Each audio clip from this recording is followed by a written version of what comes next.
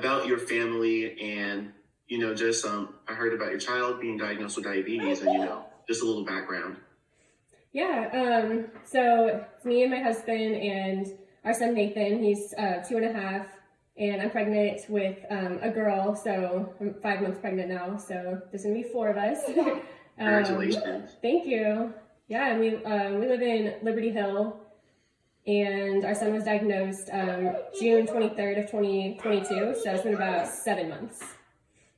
Gotcha. Yeah, so can you just tell me a little bit, like, does diabetes run on either side of your families, or, any of your older relatives carrying it for your son to have it? No, it does not run on, either of our families.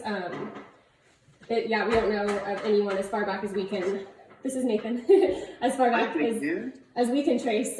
We don't have anyone that we know that has type 1 in our immediate families, and we do have autoimmune, which I guess can be related to type 1 diabetes. So that's the only thing that we know of that could possibly be a link to diabetes. Gotcha. Hey, big man. Yeah, he's shy.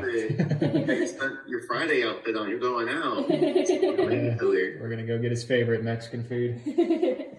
Nice.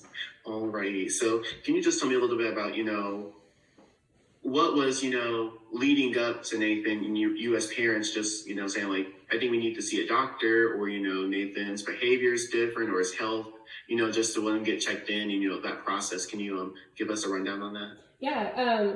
So looking back now, we definitely noticed the symptoms that he had. At the time, he's our first child, so I actually started potty training him when he was almost 2, and that's when I really noticed that something was off with him. But it was also in the summer, and it was hot out. We were outside all the time. So the first things that I noticed was during potty training how much he was going to the bathroom.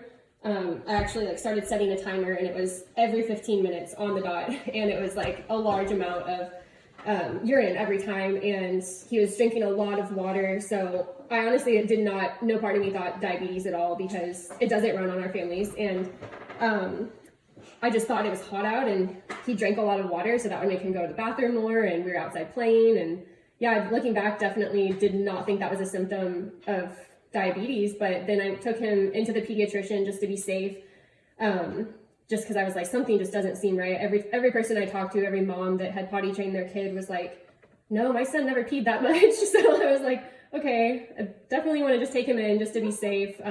But I did not expect him to be diagnosed with diabetes when I took him into the pediatrician that day. I thought we'd come home and she would just say, he's just drinks a lot of water. Gotcha. So, how has it been for you both as, first-time parents to Nathan to hear about his diagnosis and, the interesting part of it not running on either side of, your families? Yeah, it's hard. I mean, it's been a learning curve. Big wake-up call. Yeah. I mean, we've come really far, though. This is, 7 months in. Like, if you would have told me I would be doing an interview about diabetes 7 months ago, I would have been like, no, I have no idea what I'm doing. Like, it's hard at first. I definitely, like, the day we left the hospital, I just cried the whole way home because I was like, I'm going to kill him. I don't know how to take care of him. And still, there's days that it's really hard, but it's almost like your child is a guinea pig, especially when you're newly diagnosed, because you don't know what you're doing. So everything is kind of trial and error.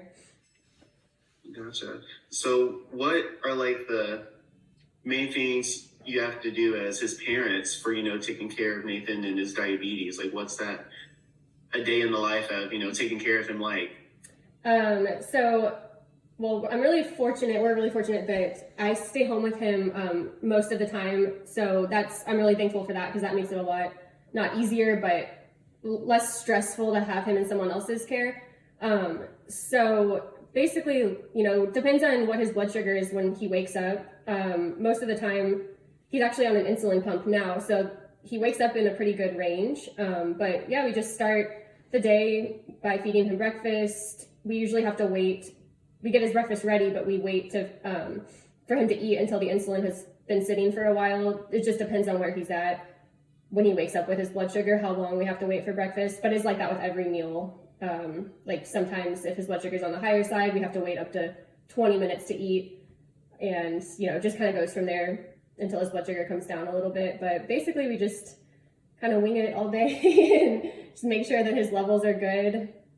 At this point, we have him like 85% of the time, his levels are where they should be. So that's really good. Gotcha. So how do you think, Nathan's developing with, just, being diagnosed at such a young age? How is he as a kid? Like how is he, like how will he develop? Yeah, just like his personality and, do you think his personality is different being diagnosed with diabetes or, just, he's living his life, just kind of some background on him? Yeah. I don't think he's afraid of needles. I don't think he's going to have that fear. When we were in there, he didn't even flinch getting his blood drawn. But yeah, I just think he's just going to be just a strong dude growing up, go through a lot of hard times, and he's going to come out of those, learning a lot. So, you never really know, I guess, every day, like kind of seeing where this is going to take him. But I don't know.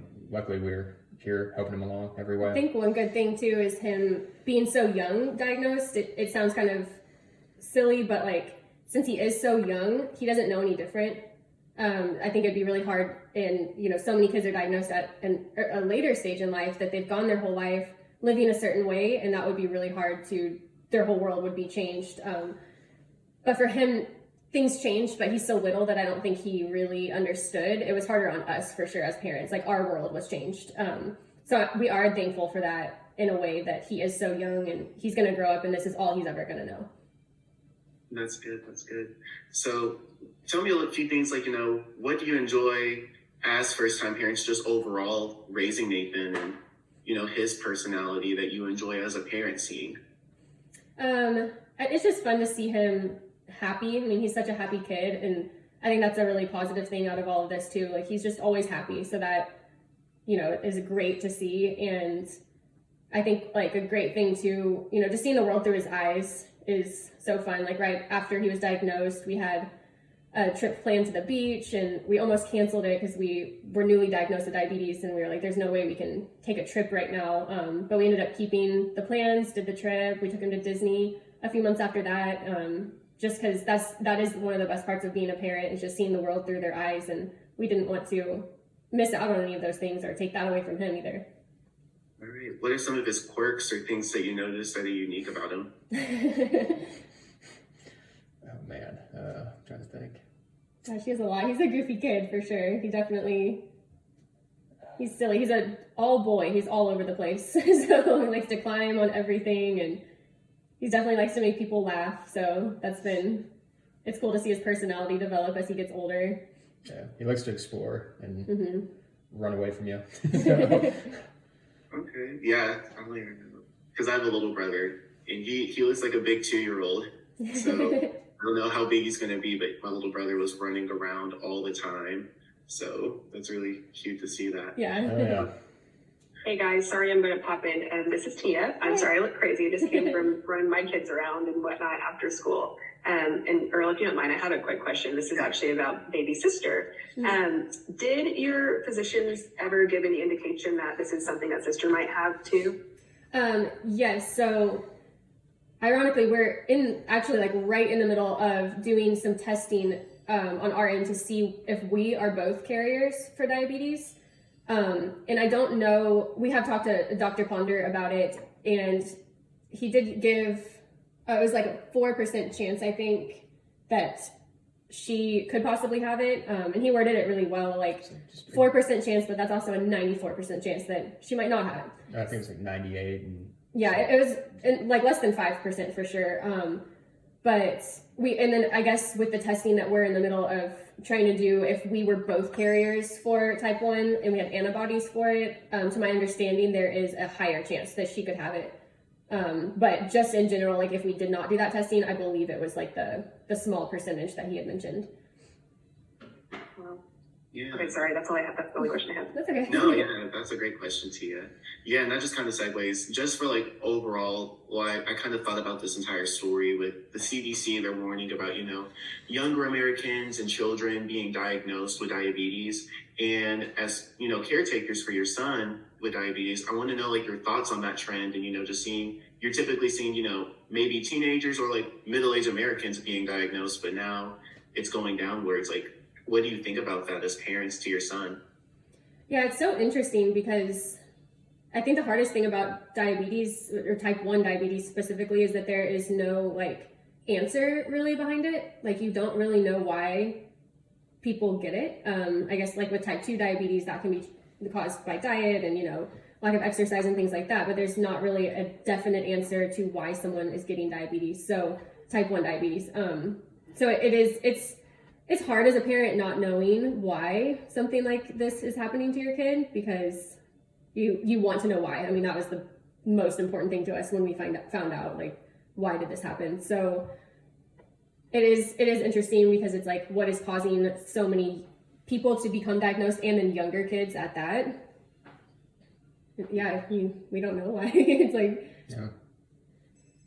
Gotcha. Yeah, no, that's totally understandable. It's kind of crazy whenever you're thinking, oh, he's using the bathroom a lot to type 1 diabetes, and then, very little history on either of your family sides. It's like, it just always brings up that question and just what we're seeing right now. But, yeah, I think there's a big, maybe like a misconception. I felt like I had to explain that a lot when my son was diagnosed. Like, it's not because he ate a lot of sugar or like, like it wasn't because he ate unhealthy. Like he actually never had sugar until he was diagnosed. Like he ate all organic. I made him food myself. Like I was very, he had a very healthy diet before he was diagnosed. So it can happen to anyone, whether, your kid is eating perfect all the time or not. And that's the crazy thing about it. It's not caused by like something that you're doing as a parent.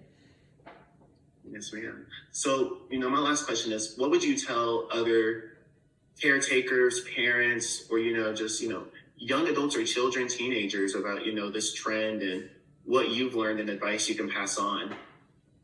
I guess that it's going to get easier. That was the hardest thing at first. Everyone told me that it's going to get easier, but I was like, there's no way my kid's going to die. Like, I have no idea what I'm doing. And it's hard still every single day. It is just the hardest thing I've ever had to go through in my life. But I'm here doing this interview and that says a lot. I couldn't imagine doing this right after he was diagnosed. So it gets easier for sure. And you come out stronger and yeah, you just have to keep going. And like, I listened to a podcast that was very helpful, called the Juice Box podcast. That gave me a lot of information. Find the right doctor. It took us a while to find Dr. Ponder with Baylor Scott and White. That was life-changing going to him.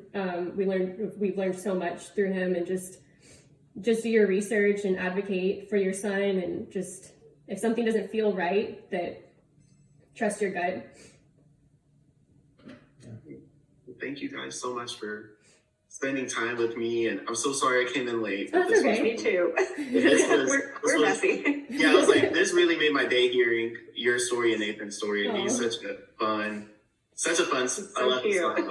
He has such a great smile. Thank you. But yeah, I'm gonna put this together for next week, and I wanted to know if you guys have any photos of yourself, photos of Nathan. I would love as many photos as you can send, because I want to make this personal and get Dr. Ponder's